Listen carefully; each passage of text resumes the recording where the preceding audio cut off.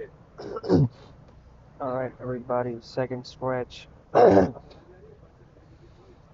We have about 50 more pages left in the book. I might finish the whole thing in the next 25 minutes. So let's do this. Reading from page 45 of the Techno Manifest, Techno Optimist Manifesto. We believe a market sets wages as a function of the marginal productivity of the worker. Therefore, technology which raises productivity drives wages up, not down. This is perhaps the most counterintuitive idea in all of economics, but it is true, and we have 300 years of history that prove it.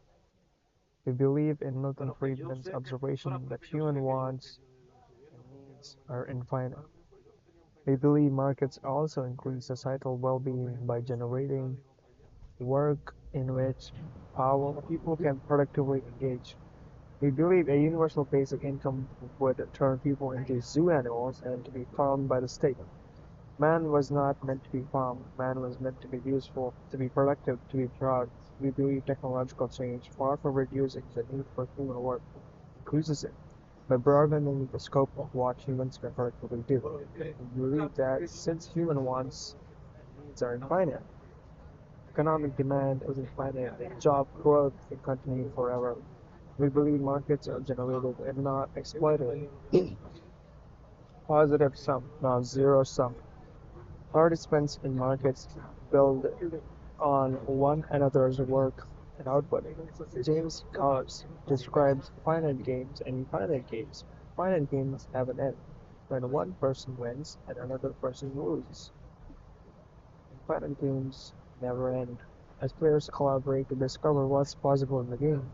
Markets are the ultimate infinite game, are the ultimate infinite game. The techno-capital machine. Combine technology and markets and get what Nick Land has termed the techno-capital machine, the engine of perpetual material creation, growth, and abundance. During the techno-capital machine of markets and innovation never ends, but instead spirals continuously upward. Comparative advantage increases specialization and trade. Prices fall, freeing up purchasing power, creating demand. Falling prices benefit everyone who buys goods and services, which is to say, everyone. Human wants and needs are endless, and entrepreneurs continuously create new goods and services to satisfy those wants and needs, deploying unlimited numbers of people and machines in the process.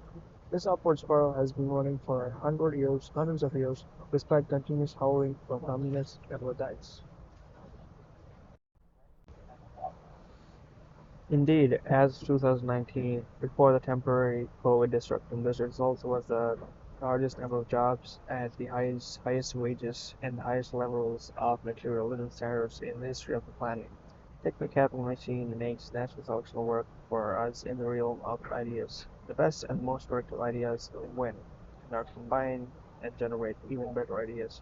Those ideas materialize in the real world as technologically enabled goods and services that never would have emerged de novo. Ray Kurzweil defines this law of accelerating returns. Technological advances that tend to feed on themselves, increasing the rate of those returns. We believe in accelerationism, the conscious and deliberate propulsion of technological development to ensure the fulfillment of the law of accelerating return, to ensure the techno-capital upward spiral continues forever. We believe the techno-capital machine is not anti-human. In fact, maybe the most pro-human thing there is. It serves us. The techno-capital machine works for us. All the machines work for us. We believe the cornerstone resources of the techno-capital upward spiral are intelligence and energy, ideas, and the power to make them real. Intelligence. We believe intelligence is the ultimate engine of progress. Intelligence makes everything better.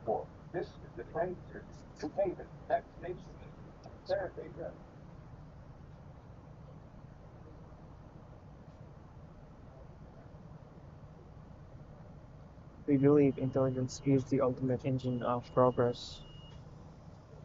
intelligence makes everything better. Smart people and smart societies outperform less smart ones on virtually every metric we measure. Intelligence is the birthright of humanity. We should expand it as fully and broadly as we possibly can. I believe intelligence is an upward spiral. First, as more smart people around the world are recruited onto the techno-capital machine. Second, as people form symbiotic relationships with machines into new cybernetic systems such as companies and networks. Third, as artificial intelligence ramps up the capabilities of our machines and ourselves. We believe we are poised for an intelligence takeoff that will expand our capabilities to unimagined heights. We believe we are poised for an intelligence takeoff that will expand our capabilities to unimagined heights. We believe artificial intelligence is our alchemy, our philosopher's stone. We are literally making sad. We believe artificial intelligence is best thought of as a universal problem solver, and we have lots of problems to solve. We believe artificial intelligence can save lives if we let it. Medicine, among many other fields, is in a stone age compared to what we can achieve with the joint human and machine intelligence working on new cures. There are scores of common causes of death that can be fixed with AI, from car crashes to pandemics to wartime friendly fire. We believe any declaration of AI will cost lives. Deaths that were preventable by the AI that was prevented from existing is a form of murder. We believe in augmented intelligence just as much as we believe in artificial intelligence. Intelligent machines augment intelligent humans, driving a geometric expansion of what humans can do. We believe augmented intelligence drives marginal productivity, which drives wage growth, which drives demand, which drives the creation of new supply with no upper bound. Energy. Energy is life. We take it for granted, but without it, we have darkness, starvation, pain. With it, we have light, safety, and warmth. I believe energy should be in an upward spiral. Energy is the foundational engine of our civilization. The more energy we have, the more people we can have, and the better everybody's life can be. We should raise everyone to the energy consumption level we have, then increase our energy 1000x, then raise everyone else's energy 1000x as well. The current gap in per capita energy usage between the smaller developed world and larger developing world is enormous. That gap will close, either by massively expanding energy production, making everyone better off, or by massively reducing energy production, making everyone worse off. We believe energy need not expand to the detriment of natural environment. We have the silver bullet for virtually unlimited zero emissions energy today, nuclear fission. In 1973, President Richard Nixon called for project independence, the construction of 1,000 nuclear power plants by the year 2000 to achieve complete U.S. energy independence. Nixon was right. We didn't build the plants then, but we can now, anytime we decide we want to. Atomic Energy Commissioner Thomas Murray said in 1953, for years the splitting atom packaged in weapons has been our main shield against the barbarians. Now, in addition, it is a God-given instrument to do the constructive work of mankind. Murray was right too. We believe a second energy silver bullet is coming, nuclear fusion. We should build that as well. The same bad ideas that effectively outlawed fission are going to try to outlaw fusion. We should not let them. We believe there is no inherent conflict between a tech and no capital machine and the natural environment. Per capita US carbon emissions are lower than they were 100 years ago, even without nuclear power. We believe technology is the solution to environmental degradation. Whereas a technologically advanced society improves the natural environment, a technologically stagnant society ruins it. If you want to see environmental devastation, visit a former communist country. The socialist USSR was far worse than for the natural environment than the capitalist US. Google RLC. We believe a technologically stagnant society has limited energy at the cost of environmental ruin. A technologically advanced society has unlimited clean energy for everyone. Abundance. We believe we should place intelligence and energy in a positive feedback loop and drive them both to infinity. We believe we should use the feedback loop of intelligence and energy to make everything we want and need abundance. We believe the measure of abundance is falling prices. Every time the price falls, the universe of people who buy it get a raise in buying power, which is the same as a rise in income. If a lot of goods and services drop in price, the result is an upward explosion of buying power, the real income and quality of life. We believe that if we make both intelligence and energy too cheap to meter, the ultimate result will be that all physical goods become as cheap as pencils. Pencils are actually quite technologically complex and difficult to manufacture, and yet nobody gets mad if you borrow a pencil and fail to return it. We should make the same true of all physical goods. We believe we should push to drop prices across the economy through the application of technology until as many prices are effectively zero as possible, driving income levels and quality of life into the stratosphere. We believe Andy Warhol was right when he said, "What's great about this country is America started the tradition where the richest consumers buy essentially the same thing as the poorest.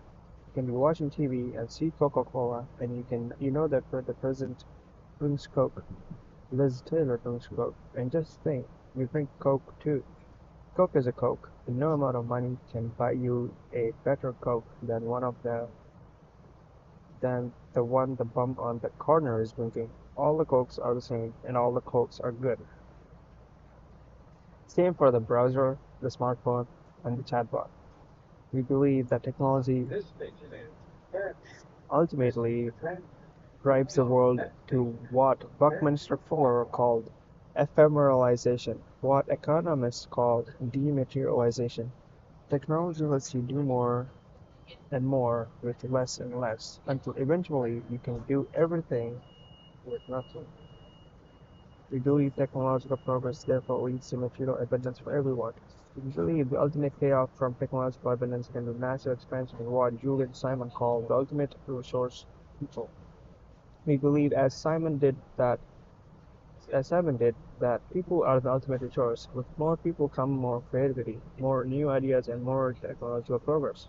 We believe material abundance therefore ultimately means more people, a lot more people, which in turn leads to more abundance.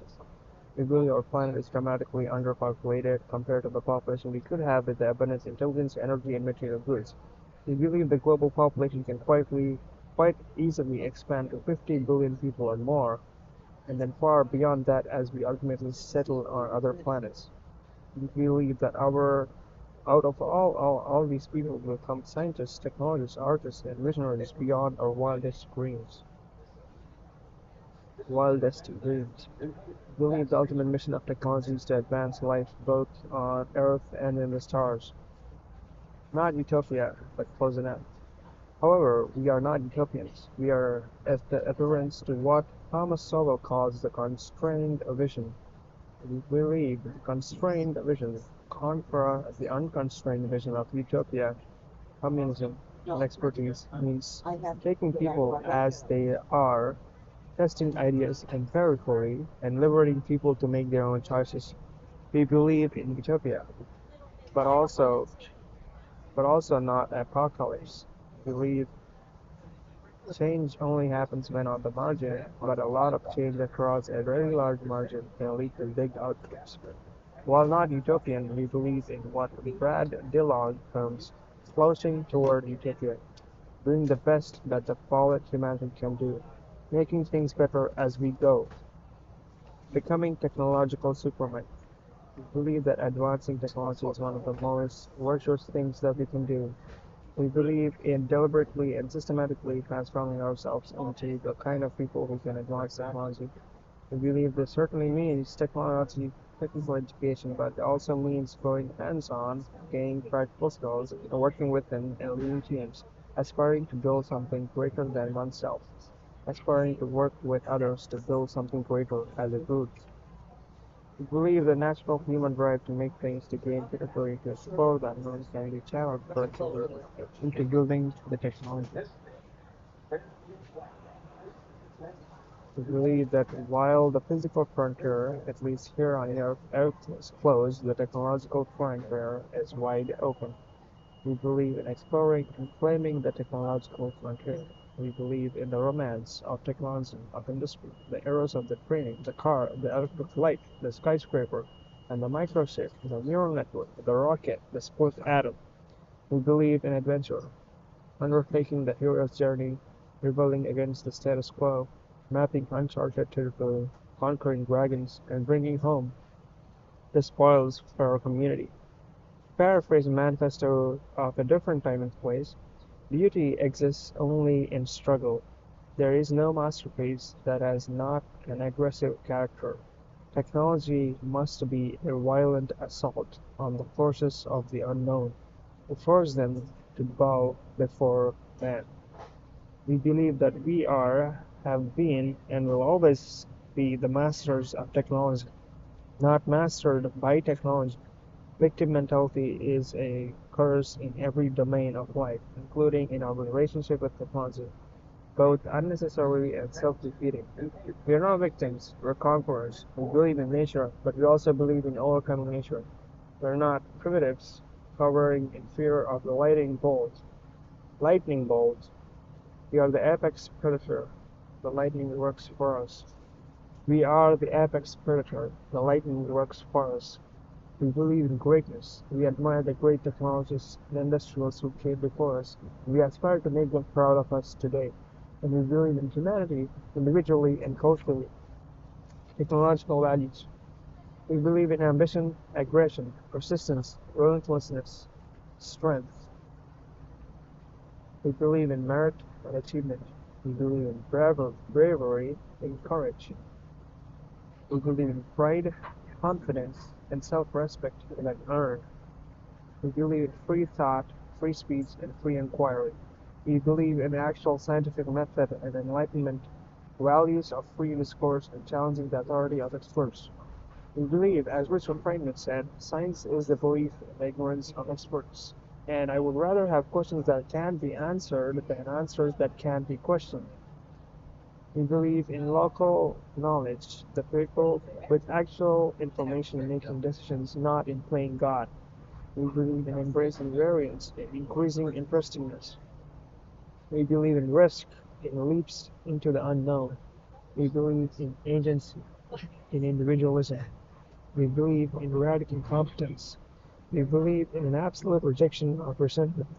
As Carrie Fisher said, resentment is like drinking poison and waiting for other person to die. We take responsibility and we overcome. We believe in competition. We believe because we believe in evolution. We believe in evolution because we believe in life. We believe in truth. We believe rich is better than the poor, cheap is better than expensive, and abundant is better than scarce. We believe in making everyone rich, everything cheap, and everything abundant.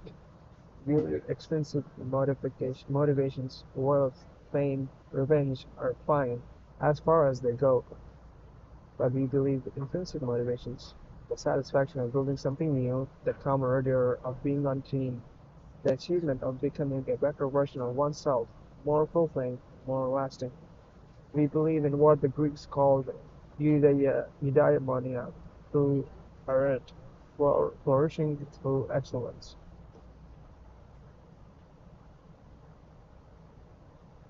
We believe technology is universalist. Technology doesn't care about your ethnicity, race, religion, national origin, gender, sexuality, political views, height, weight, hair, or lack thereof.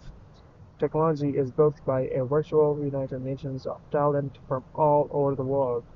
Anyone with a positive attitude and a cheap laptop can contribute. Technology is the ultimate open society. We believe in the Silicon Valley of code of pay it forward, trust while aligned incentives, generosity of spirit to help one another learn and grow.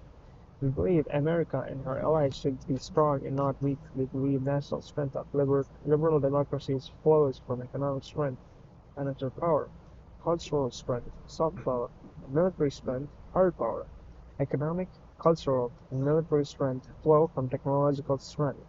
A technologically strong America is a force for good in a dangerous world. Technologically strong liberal democracies safeguard liberty and peace. Technologically weak liberal democracies lose to their autocratic rivals, making everyone worse off. We believe technology makes greatness more possible and more likely. We believe in fulfilling our potential, becoming fully human for ourselves, our communities, and our societies. The meaning, life. Techno-optimism is a material philosophy, not a political philosophy. We are not necessarily left-wing, although some of us are. We're not necessarily right-wing, although some of us are. We are materially focused for a reason, to open the aperture upon how we may choose to live and to live amid material abundance. Common critique of technology is that it removes choice from our lives as machines make decisions for us. This is undoubtedly true, yet it is more than offset by the freedom to create our lives that flows from the material abundance created by our use of machines. Material abundance from markets and technology opens the space for religion, for politics, and for choices of how to live, socially and individually. We believe technology is liberatory of human potential, liberatory of the human soul, the human spirit, expanding what it can mean to be free, to be fulfilled, to be alive. We believe technology opens space of what it can mean to be human. The enemy. We have enemies. Our enemies are not bad people, but rather bad ideas.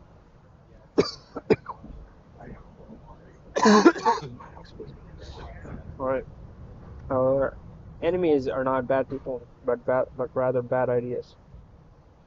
Our present society has subjected to a mass demoralization campaign for 6 decades against where are we?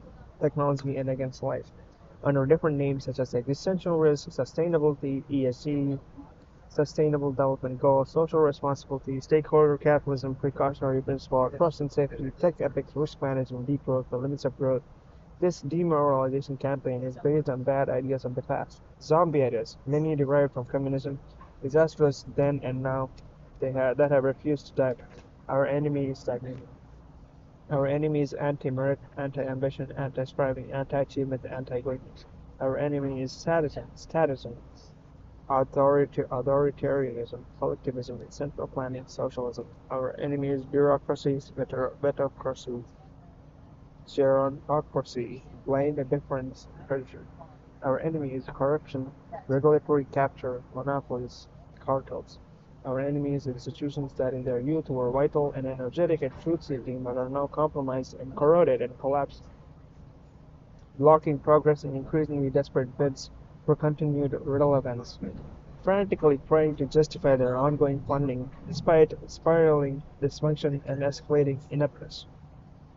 Our enemy is the ivory tower, the know-it-all credentialed expert worldview, indulging in abstract theories, luxury beliefs, social engineering, disconnected from the real world, delusional, unelected, and unaccountable, playing God with everyone else's lives, with total insulation from the consequences. Our enemy is speech control and thought control, the increasing use in plain sight of George Orwell's 1984 as an instruction manual. Our enemy is Thomas Cromwell's unconstrained vision, Alexander Coelho's universal and homogeneous state, Thomas More's utopia. Our enemy is the precautionary principle which we have prevented eventually all progress since man first harnessed fire. The precautionary principle was invented to prevent the large-scale deployment of civilian nuclear power, perhaps the most catastrophic mistake in Western society in my lifetime. The precautionary principle continues to inflict enormous unnecessary suffering on our world today. It is deeply immoral, and we must jettison it with the extreme prejudice. Our enemy is deceleration, degrowth, and depopulation. The nihilistic wish so trendy among our elites, for fewer people, less energy, and more suffering and death. Our enemies, Frederick Nietzsche's last man. I tell you, one must still have chaos in oneself to give birth to a dancing star. I tell you, you have still chaos in yourself.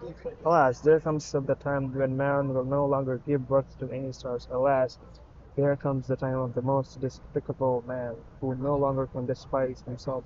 What is love? What is creation? What is longing? What is a star? So asks the last man, and blinks. The earth has become small, and on it hops the last man who makes everything small. A species is ineradicable as the free. The last man who lives longest. One still works, for work is a pastime, but one is careful lest the pastime should hurt one. One no longer becomes poor or rich, both are too burdensome. No shepherd and one herd. Everyone wants the same, everyone is the same. He who feels differently goes voluntarily into the madhouse. Formerly all the world was insane. Say the subtlest of them, and they blink. They are the clever and know all that happened, so there is no end to their decisions. We have discovered happiness, says the last man, and they blink. Our enemy is that. We aspire to be not that. We will always explain to people captured by these zombie ideas that their fears are unwarranted and the future is bright. We believe these captured people are suffering from resentment, a vicious brew of resentment, bitterness, and rage that is causing them to hold mistaken values. Values that are damaging to both themselves and the people they care about. We believe we must help them find their way out of their self-imposed labyrinth of pain. We invite everyone to join us in techno-optimism. The water is warm. Become our allies in the pursuit of technology, abundance, and life. Where did we come from? Our civilization was built on the spirit of discovery, of exploration, of industrialization. Where are we going? What world are we building for our children and their children and their children? A world of fear, guilt, and resentment, or a world of ambition, abundance, and adventure? I believe in the words of David Deutsch, we have a duty to be optimistic, because the future is open, not predetermined, and therefore cannot just be accepted. We are all responsible for what it holds. Thus, it is our duty to fight for a better world. We owe the past and the future. It's time to be a techno optimist. It's time to build.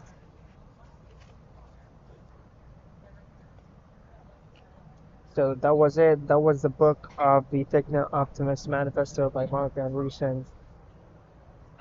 He is one of the most successful technologists and venture capitalists. He wrote this incredible book. Oh, you should see the river. I don't know if you guys can see it. Alright, anyway, that was the three-part series of me reading the book. I'm gonna pick up another book next time. See you. Peace, everybody.